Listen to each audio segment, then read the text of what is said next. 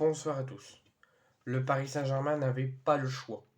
Le Paris Saint-Germain n'avait plus son destin entre les mains après le match nul face à Newcastle à Paris. Le Paris Saint-Germain, il n'y avait pas le choix, il n'y avait aucune réflexion possible. Le PSG, s'il voulait vers les huitièmes de finale, sans compter le résultat de Newcastle-Milan à Newcastle qui se jouait en même temps, le PSG devait s'imposer à Dortmund.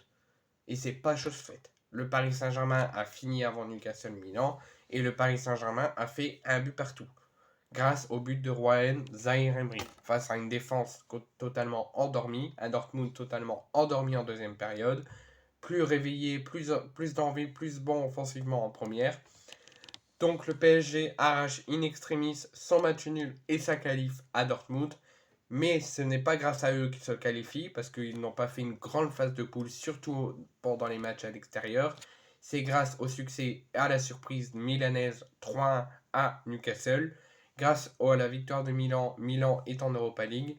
Et ils permettent aussi, en plus de leur qualification de Milan en Europa League, ils permettent à Paris de voir le huitième de finale au mois de février prochain. Pareil que Dortmund, mais eux finissent premiers du groupe, Dortmund.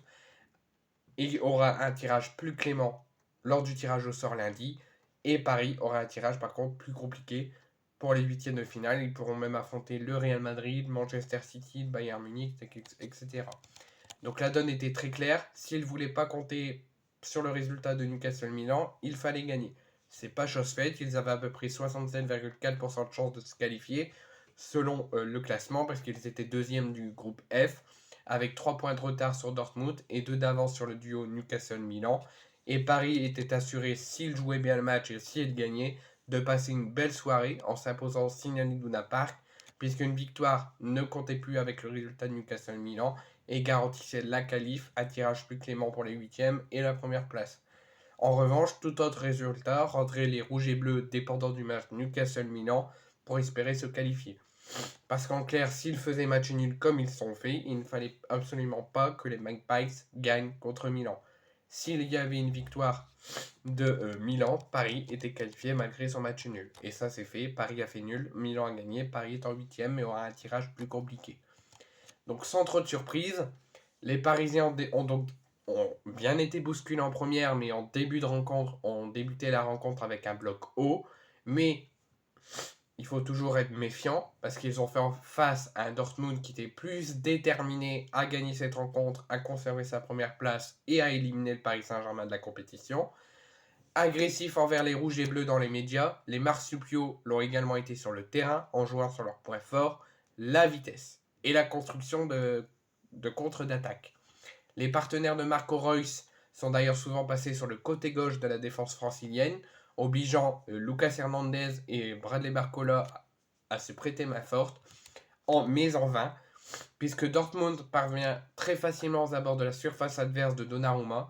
Résultat, Reus à la 10e et Wolf à la 13e ont créé les deux premières grosses occasions de début de match et ont créé les deux gros premières bousculades parisiennes. Mais grâce à Donnarumma, Paris n'est pas mené. Dominé en termes de possession de balle, en termes de construction d'attaque et construction de ballon, Paris aurait pu, malgré la domination concédée, les bousculades concédées, aurait pu passer devant. Le Paris Saint-Germain, dans cette première période, malgré cette forte bousculade, a énormément vendangé. Après une belle frappe de Vitinha repoussée par Kobel à la 12e et le gros raté de Kang In Lee à la 17e, les champions de France en titre se sont procurés plusieurs énormes occasions en or, à commencer par celle de Kylian Mbappé, bien lancée par Lucas Hernandez, et le Bodinois a même réussi à éliminer sans enjeu le deux parties adverse Kobel et pensé marquer dans le but vide, mais c'est grâce à un sauvetage miraculeux de Zoule qu'à la 20e minute, Dortmund n'est pas mené. Une incroyable série de ratés à la suite de ce sauvetage sur la ligne, dans lequel a participé Randal Colomwani.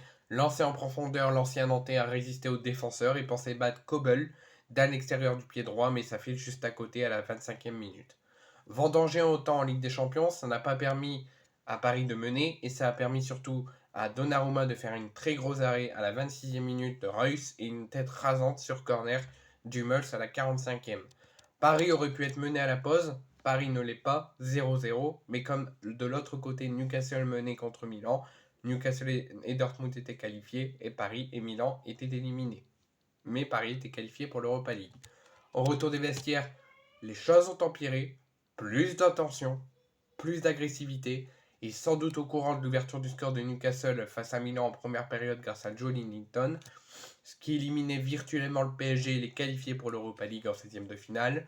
Les Parisiens ont coulé en encaissant dès le retour des vestiaires le but d'Adeyemi et en encaissant le premier but du match de Dortmund.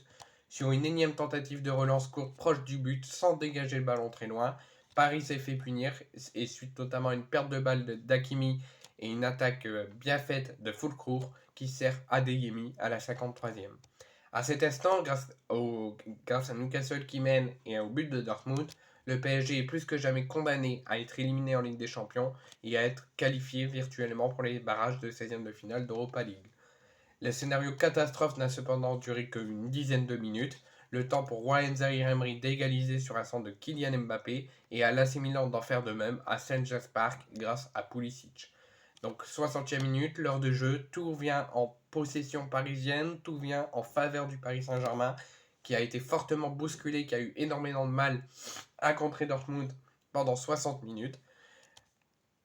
Une ambiance irrespirable dans laquelle les Franciliens ont cru réaliser l'exploit lorsque Kylian Mbappé est venu crucifier Kobel sur un caverne d'Hakimi, mais il était en jeu à la 77e. Les Parisiens sont alors poussés par toutes les émotions et toute l'ambiance du Signal Iduna Park. Avec cette folle joie, ils ont vu Raphaël Leao et Choupo Menze de marquer les 2 buts de plus de Milan, et avec ce deuxième et troisième but milanais, et avec ce match nul, Paris Saint-Germain n'avait plus besoin de marquer, puisque Paris a assuré sa qualification à la différence de but particulière avec les Rossoneri et devait simplement éviter de perdre face à Dortmund. Et c'est chose faite, Dortmund arrache sa première place grâce à ce match nul.